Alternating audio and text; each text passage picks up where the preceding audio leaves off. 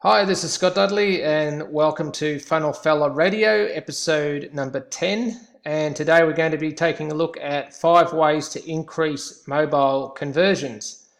So, in the modern world, it's highly likely that more people are now viewing your pages and funnels on mobile devices instead of desktop devices.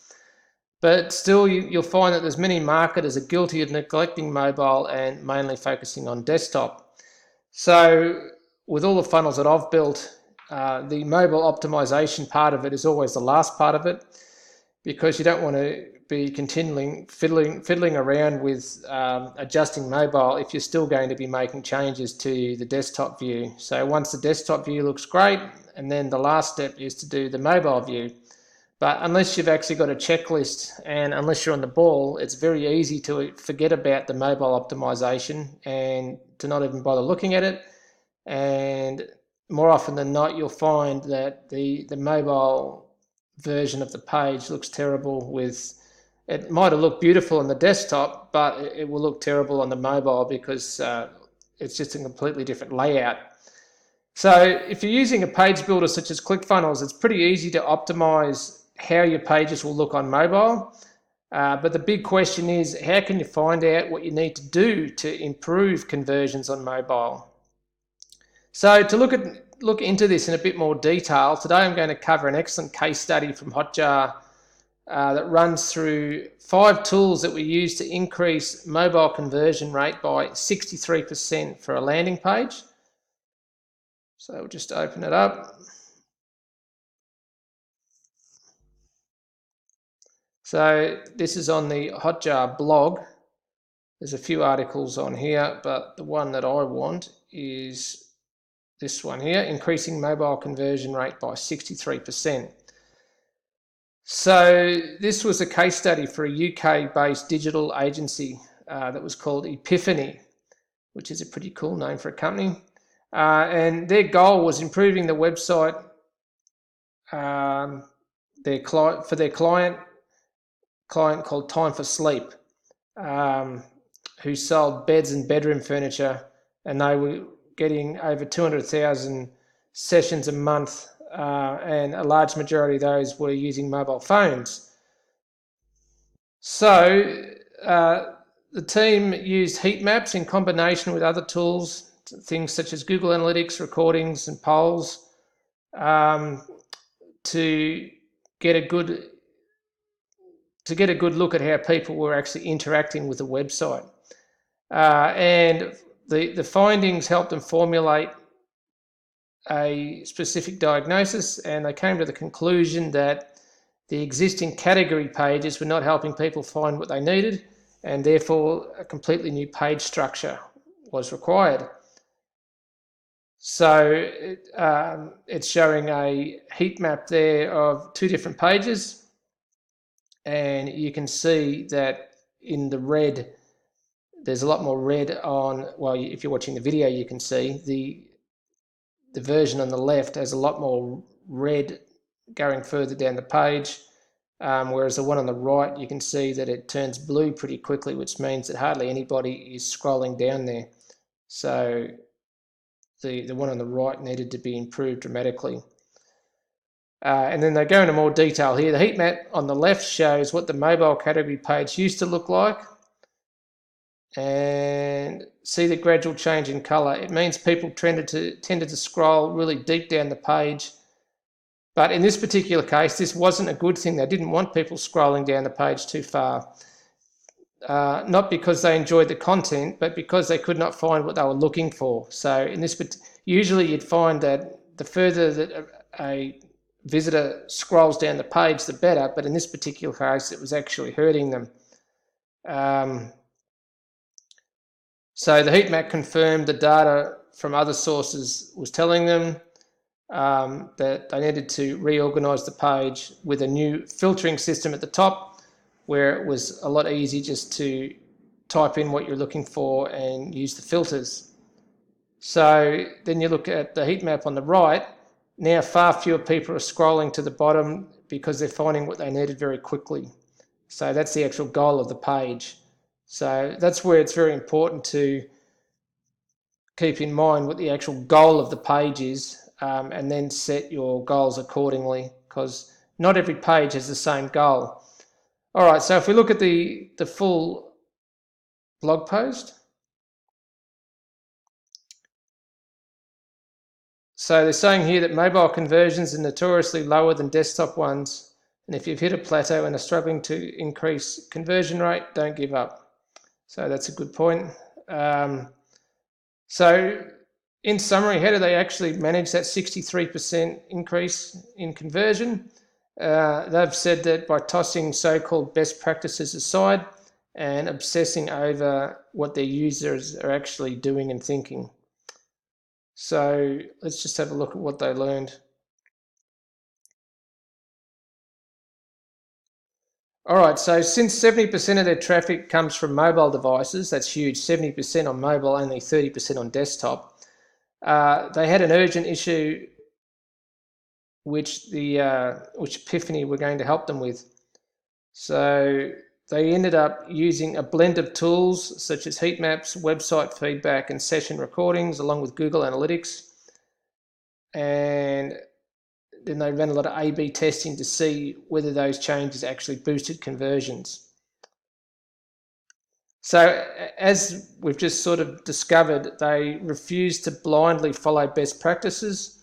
So it's often very tempting to just follow best practices and do what is the norm and what most people expect, but quite often you'll find that best practices are actually hurting you rather than helping you. And just as they pointed out here, this is an excellent point. The trouble with best practices is that they're always based on another company's experience. So that's exactly right. They're not actually relevant to your target market. And as it says here, in other words, what works for Amazon may not and probably won't work for everyone else. And also, best practice is by definition past practice. Something that worked well enough 12 months ago and made it to their list of best practices is possibly no longer as effective right now. Well, again, exactly right. Things change so quickly online that just because something worked 6 months ago doesn't mean that it's going to work now. So that's why it's important to test. So anyway, they understood that relying on best practices was not the best way to go, and that their customers were actually unique, not just the customers, but also the products and the business model. So they decided to go back to the core issues and needs that people had when visiting the company, and they decided to use insight from their research to optimize the mobile conversion rates, which sounds like a pretty good idea. So what they were thinking was that giving customers easier access to buying guides would actually boost conversions. And based on their user persona research, after a lot of analysing, they had good reason to believe that first-time buyers had no idea how to actually buy a bed. These people likely didn't understand the difference between sizes or styles, and there were gaps in what they needed to know to make an informed, confident decision. So that's an interesting point. All right, so from there, let's have a look at the 5 steps to understanding what prevents mobile visitors from converting. So step 1 is to do with reviewing your analytics data. So you can look at traffic data in aggregate, particularly which pages users visit more, where the traffic actually came from, and also where the people are dropping off, so where they actually left the site. So they use Google Analytics to observe the big picture and look for red flags. And one thing that they also focused on was having a look at how many visitors were jumping from category pages, such as beds, to specific product pages, like a specific bed, and then back to the category page again. So obviously that means that people weren't finding what they were looking for in the first place, which the more that happens, the more they're going to get frustrated, of course. So the key finding was was that the cycle often repeated endlessly until visitors logged off without buying. So exactly like I was just saying, sounds like they just kept going from category page to specific product page, back to category page, and then back to another specific product page. And it was just an endless loop which was not resulting in sales. So then step 2, the other thing that they did was they set up session recordings, and that way they could see how customers were actually behaving on the website. And you can use Hotjar for this. It shows replays of anonymous individual user sessions, and what they were actually looking for was for visitors who bounce back and forth between product pages and relevant category pages, as we just said. So this was sort of proof to back up the original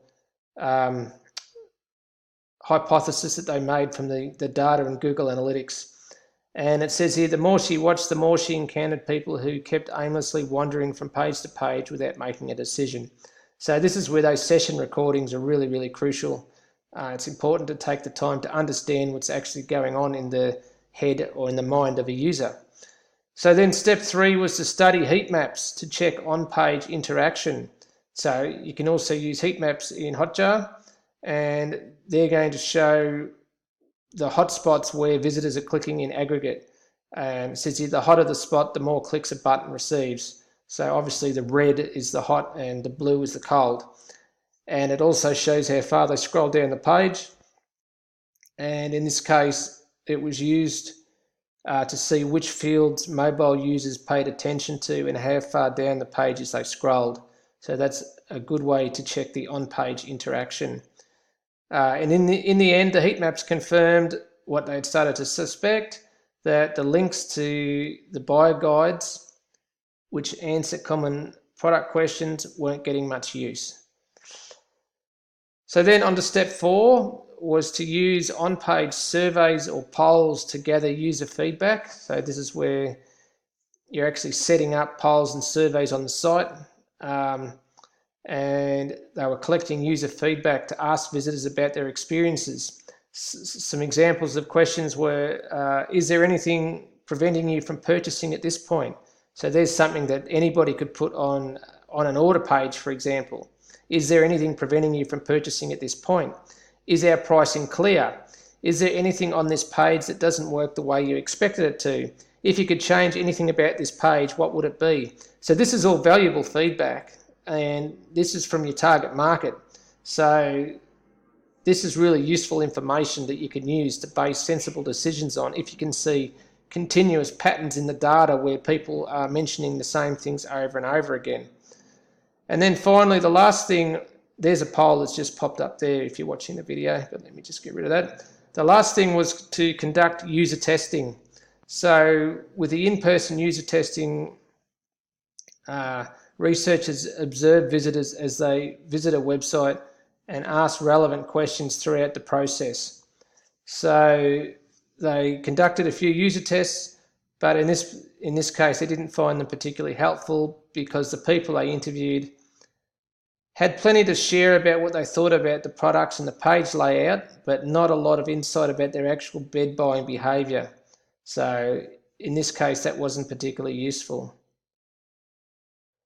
So to summarise this, after taking all of those 5 steps, the team identified the following 5 barriers to conversion. So these are the big key takeaways from the case study. Visitors would go as far as the checkout page with a product in their cart, but they still lacked the information they needed to complete the purchase. So they thought about buying, but because there's still seeds of doubt in their mind, they ended up saying no and just abandoned the cart. Then the next one was that visitors would endlessly jump back and forth between the bed category page and the individual product pages without converting, which I've already mentioned a few times. Visitors rarely clicked on links to buying guides because the links were buried under existing content. So that's where it's important to make the call to actions prominent and obvious so that people don't have trouble finding them. And lastly, visitors rarely clicked on buttons that allowed them to sort through products by highest price, lowest price, what's on sale, etc., because it wasn't obvious what the buttons did. So again, that's why you need to make it clear what the purpose of each button is actually for. So in summary, Hotjar is free to start using and it's super easy to set up. And if you're serious about getting a clear understanding about what's happening on your pages, you really need this. So that's about it for today. Hope you enjoyed that episode, and I'll talk to you soon.